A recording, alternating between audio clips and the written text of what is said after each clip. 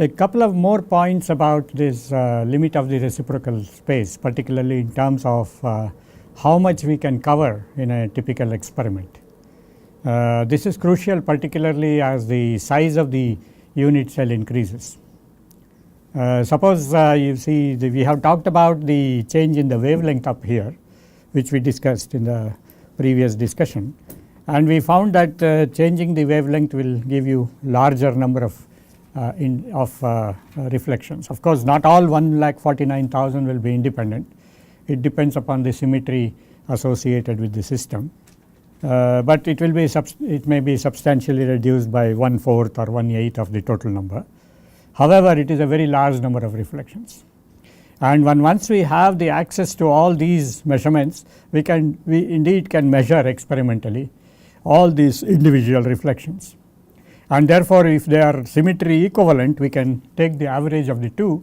So, the accuracy of the experiment increases. The other issue is that the limit of the limiting sphere is defined by the value of sin theta going up to 1. But it is not necessary that the diffraction is limited there. Diffraction can go beyond sin theta by lambda, and that is something which we will discuss towards the end of this course, where we can use such data to determine the bonding densities. We can also determine what happens to the density, electron density between two molecules, if it is, let us say, having intermolecular interactions. So, that particular data is of extreme consequence for analyzing accurate data sets. However, in the context of what we are discussing now, the limiting sphere not only limits the number of reflections depending upon the wavelength, it also depends upon the volume. As you can see from this expression, n is 33.5 times volume of the direct cell by lambda cube. So, there are two variables here, one is the lambda and the other is the volume of the direct cell. In the example which we have taken here, we have taken the volume of the direct cell to be 1600 angstrom cube. But if you are now crystallizing a protein or a virus or whatever, the volume of the unit cell will be something like 100 angstrom cube on an average. So, the volume will be enormously large. So, the larger the volume, larger are the number of reflections. So, effectively, when we now compare this to the multi-slit experiment which we discussed, as the number of slits increases, the number of scatterers also will increase.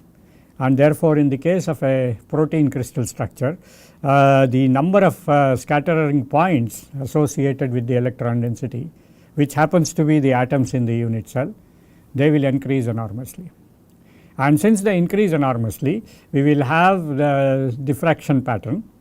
Luckily for us, it is a reciprocal relationship. So, we do find the diffraction pattern overcrowded, but then at the same time reasonably separated from each other.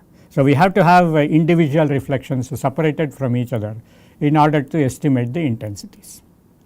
So, what really therefore happens is that when we have to talk about such situations, larger, smaller molecules, or even the case where we have very accurate data sets, we also talk about an issue which is extremely important for experimentalists, and this is something based on which your results can be evaluated. For example, you are, let us say, studying a very large molecule like a protein or a virus, then it so happens that we have to worry about this value, d of HKL is lambda by 2 sin theta. What also happens is that in the case of the biological molecules particularly, there is a large amount of space which is occupied by what we call as solvent water. Mostly it is water in many of the cases in biological molecules, and therefore, this solvent water has some kind of a structure, but not a realistic structure associated with the actual crystal structure of the protein. And therefore, this solvent protein will give you some kind of diffuseness associated with the diffraction. So much that the actual, even though the crystal is of a very high quality, the extent to which it goes in sin theta is severely limited. In other words, the extent to which we can get reflections beyond, let us say, a certain theta value is limited. If the theta value is limited, you see that is in the denominator. So, the corresponding d value is therefore dependent upon the value of sin theta.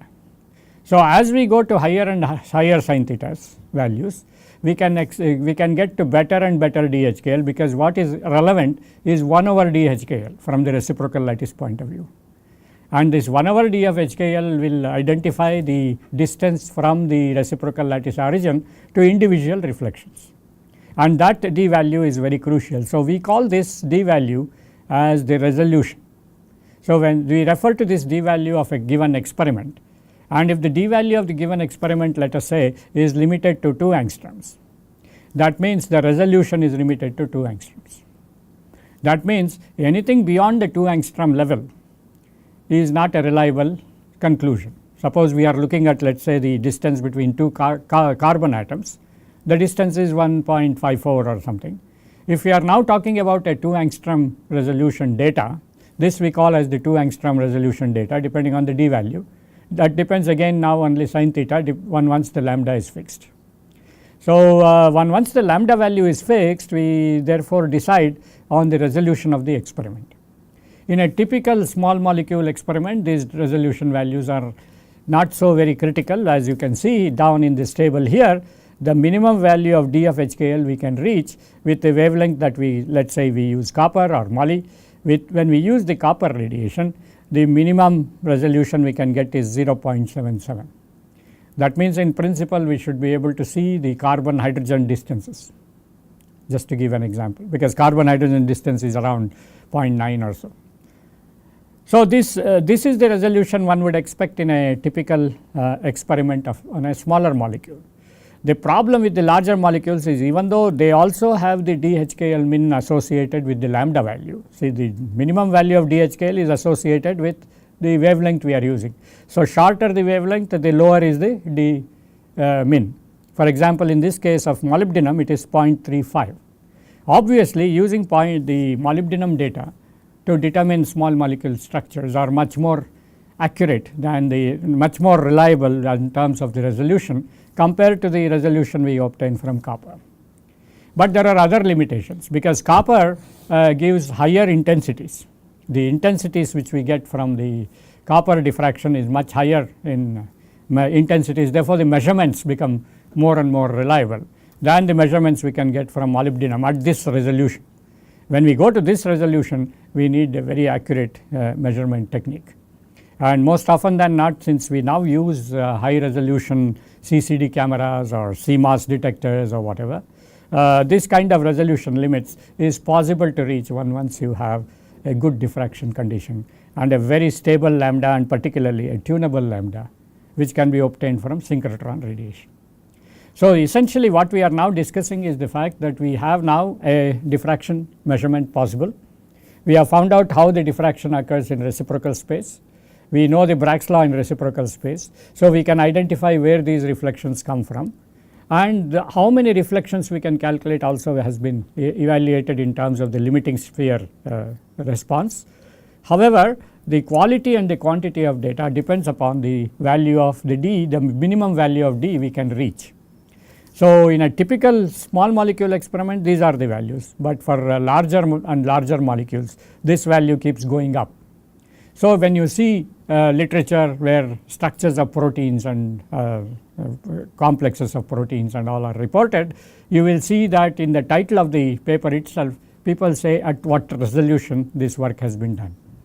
So, you will say 2 angstrom resolution structure, 4 angstrom resolution structure, 1 angstrom resolution structure, which means that the accuracy with the 1 angstrom resolution structure is enormously high. So, your reliability on the positions of the atoms which you have determined becomes higher and higher. So, that way the value of the limits of resolution becomes an important quantity to evaluate. There are other definitions associated with the limits of resolution. See, we have said here the maximum possible value of sin theta is 1, that depends, and therefore, the value of sin theta by lambda, sin theta is 1, but sin theta by lambda, where lambda is, let us say, 0.7, is much higher than the value of sin theta, and therefore, we can get access to diffraction beyond sin theta by lambda 1.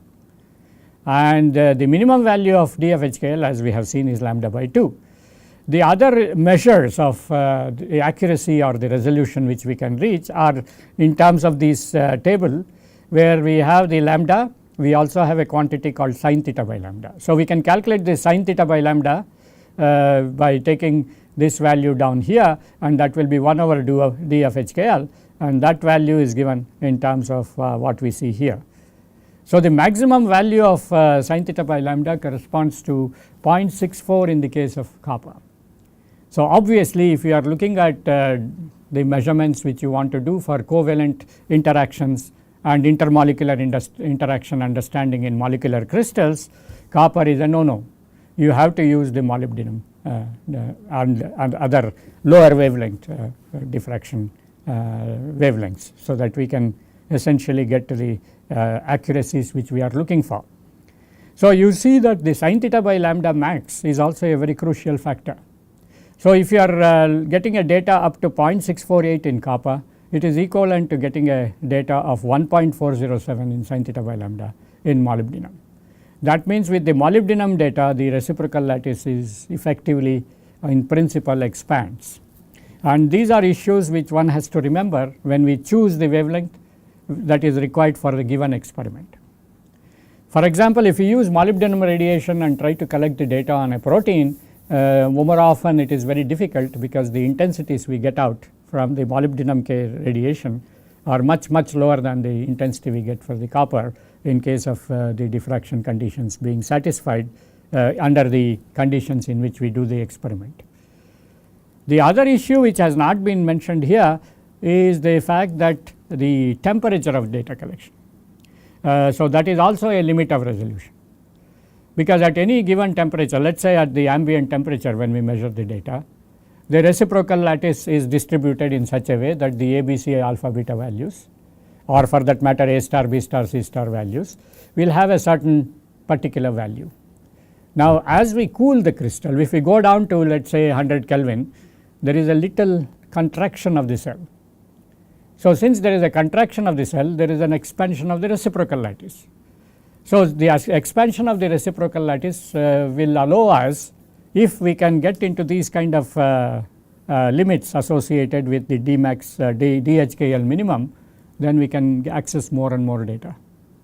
So, the fact that the temperature factor gets reduced is one advantage. The second is that if we collect low temperature data with molybdenum radiation, we can reach higher accuracies and also the higher angle of diffraction associated with it. So, these are all issues which are practical, which are very important if somebody is practicing crystallography as a tool just out of curiosity, or crystallography for a living. So, in both ways these points should be borne in mind, and at the same time if people are in industry or using crystallographic results, they should ask the questions like what is the resolution limit and what is the resolution of the experiment one has done here. Particularly if they interact with some collaborators, they should ask those questions. The resolution of the data set, the temperature at which it is collected, the extent to which they can rely on the results which they get in terms of identifying the atom positions, finding the bond lengths, angles and intermolecular interaction features. And in case of protein structures, the nature of the fold, the alpha helix and the beta sheets, and the extent to which the reliability can be placed on both the secondary and the tertiary structures.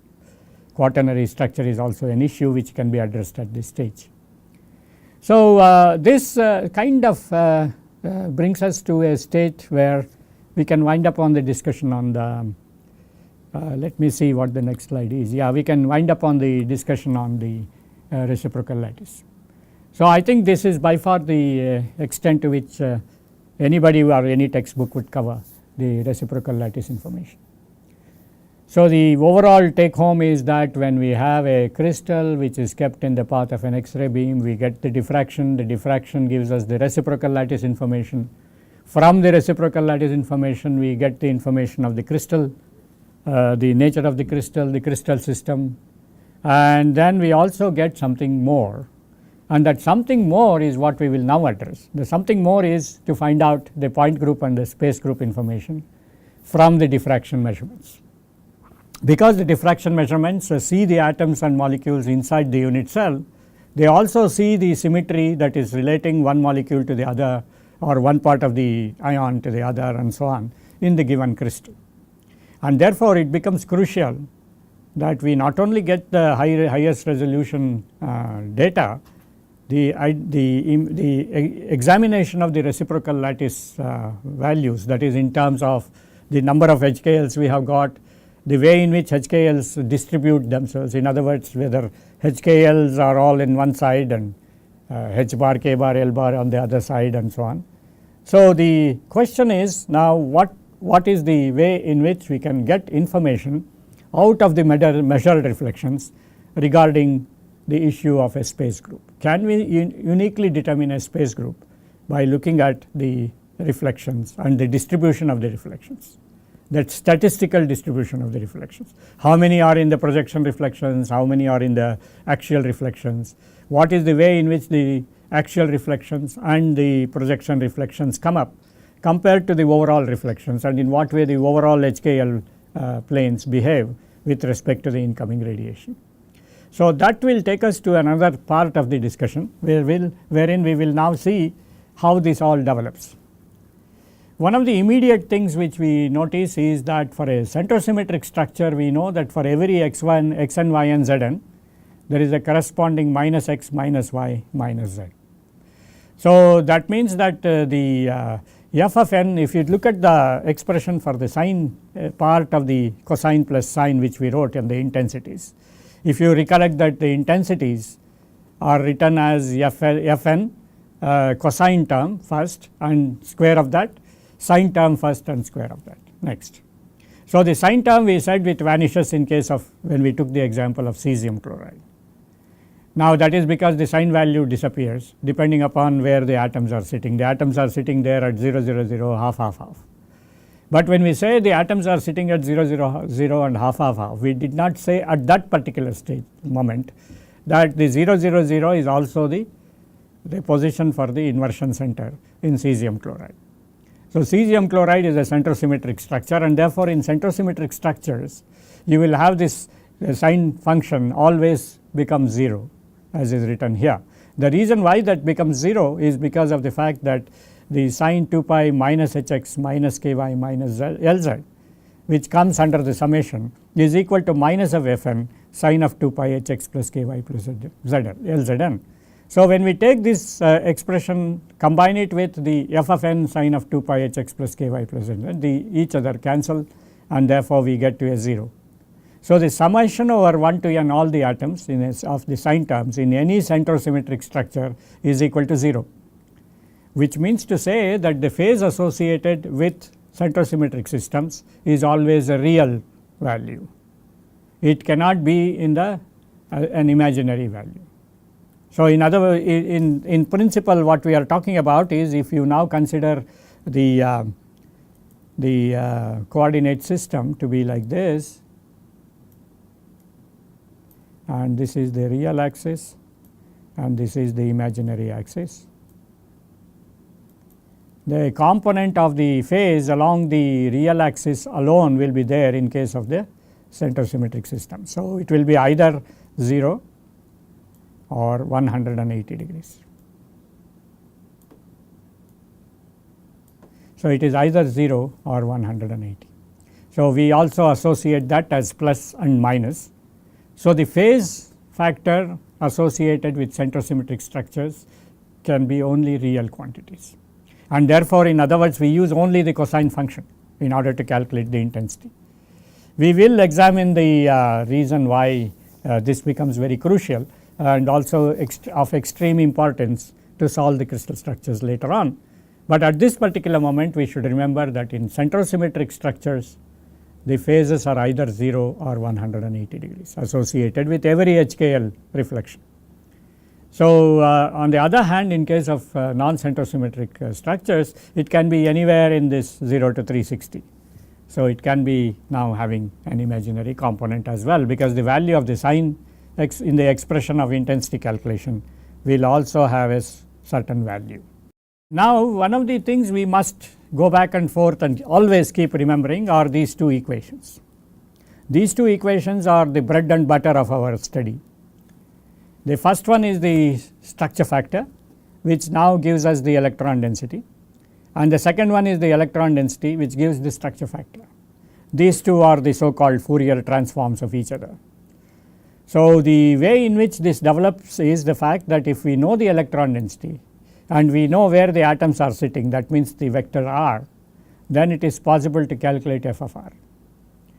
And if we know f of r and where the r vectors come, that is our reciprocal lattice vectors come from the reciprocal space measurements, then we can calculate where the atoms are sitting and the corresponding electron density distribution. So, these two equations therefore, as I mentioned, are very important for structure determination. So, it is also very clear that once we have got this information about f of r, it is in fact the scattering structure factor, and that structure factor is square root of the intensity. So, in the typical X-ray experiment, we send in an X-ray beam, get the diffraction done, and we identify the coordination of each and every spot in the reciprocal lattice in terms of HKL, and we measure the corresponding intensities of HKL with a detector. So, this intensity of HKL will give us the modulus of f of r, but the phase associated with the x of r, f of r has to be calculated.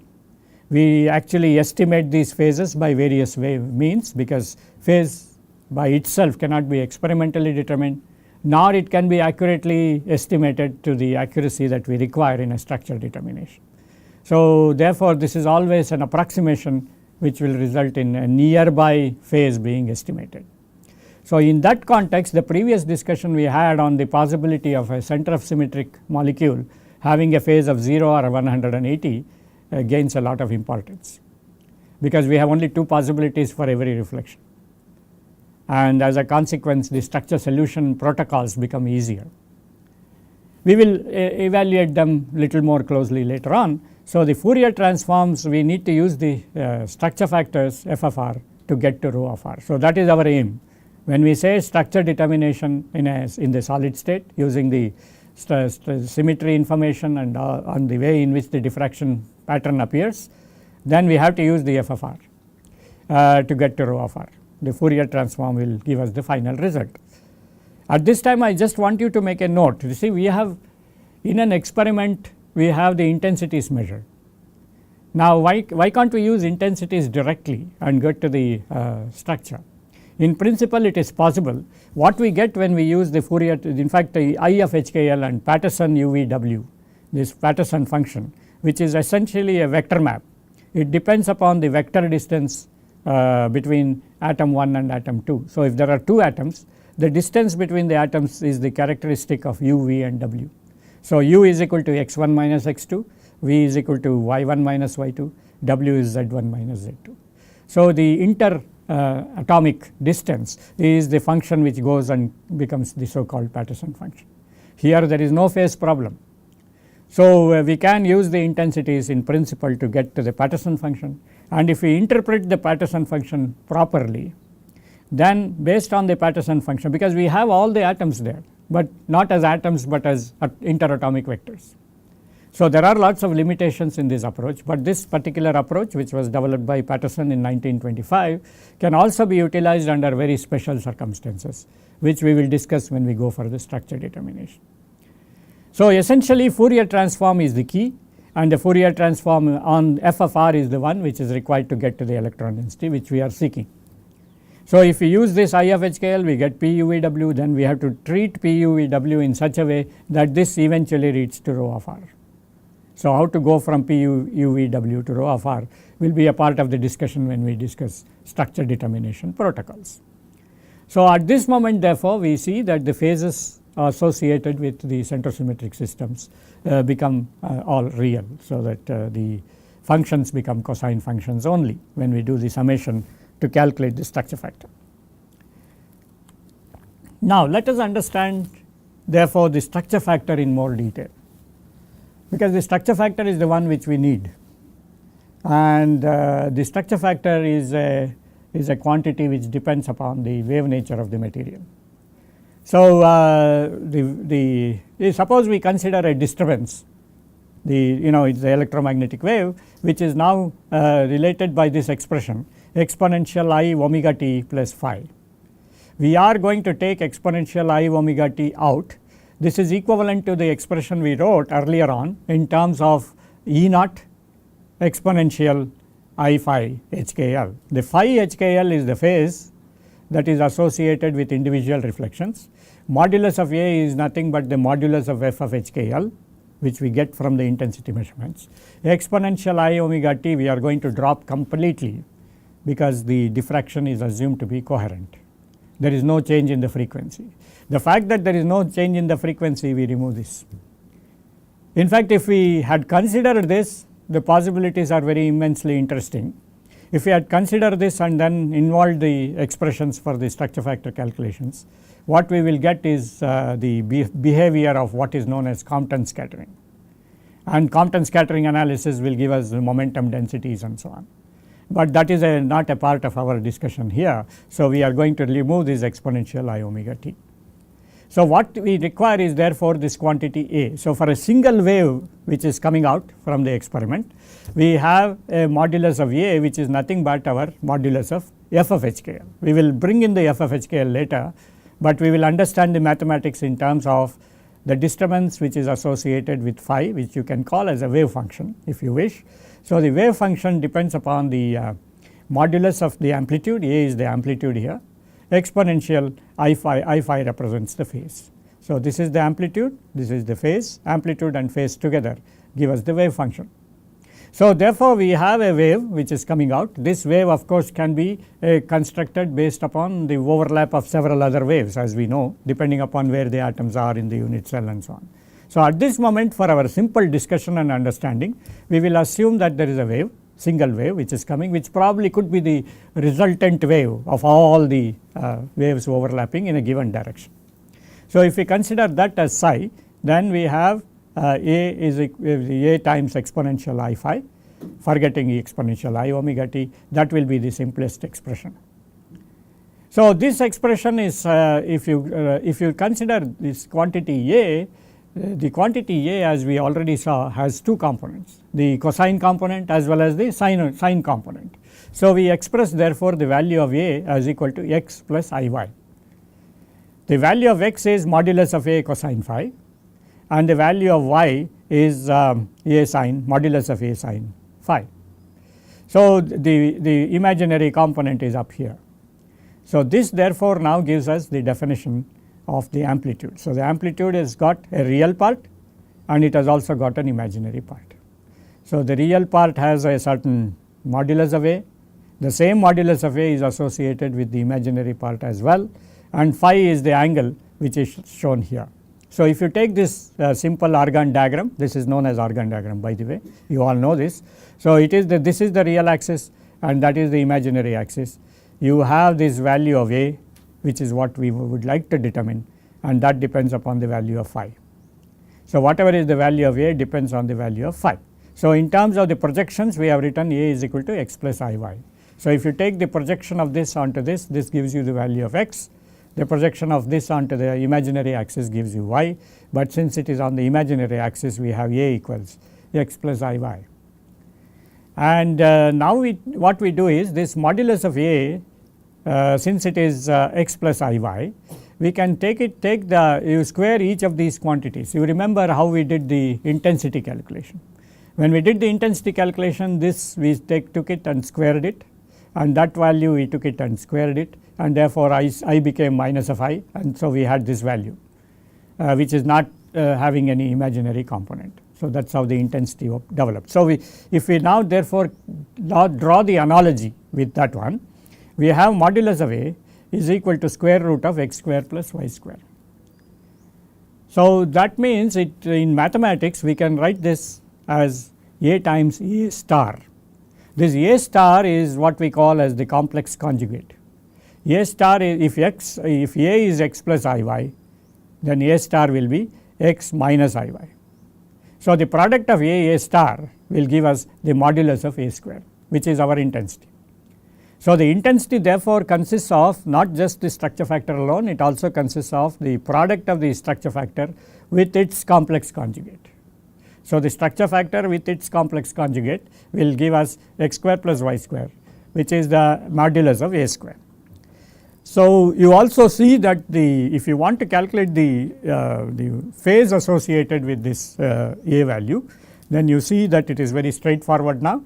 tan of phi is equal to y divided by x. So, what we have tried to show here is a simple mathematical way in which we appreciate and understand the waves and analyze them when they are in the Argand diagram, and then see whether we can express the amplitudes in such a way that we have the x component, which is the real value component, the y component, which is the imaginary value component, and then get to the final value of the way in which we can describe the intensity. So, the intensity is what we measure, but what we want is the A value, and intensity happens to be A star. A star is the complex conjugate, and the angle phi, which is the phase angle, can be determined by this tan phi equals y divided by x. So, this essentially tells us that we can go ahead now and study the structure factors with respect to how they develop and how they come up. So, there is a little more of mathematics coming your way, and I will try to make it as simple as possible, so that everyone in this group will appreciate, because if this is understood, then I think the basics of all diffraction will be understood fully. Once we have a full understanding of it, we do not have to depend upon what the pressing of the button on the machine gives, because what all you have to do, as you have many of the pharma industry and probably people who use diffractometers or have realized, is that you have to just put the crystal on the diffractometer, measure the diffraction that is coming, and then analyze the diffraction in terms of what the machine says, and press a few times the enter button before you get to the final structure. So, the background mathematics which is required here, the background understanding of both physics and mathematics, the scattering process, the diffraction process and all that, you have now started to understand fully. And once you appreciate this, I would welcome you to do that enter operations to determine the structure. But otherwise, do not determine the structure yourself, because you do not know how it is coming, and obviously you can make many mistakes, and those mistakes can be quite costly. There are a large number of structures which are published in literature which go with an error, and one has to be extremely cautious when you conclude, for example, particularly pharma industries, when they conclude whether it is a co-crystal or a salt, they will make enormous mistakes, and then this leads to all kinds of legal issues and problems and so on, which the pharma people will face.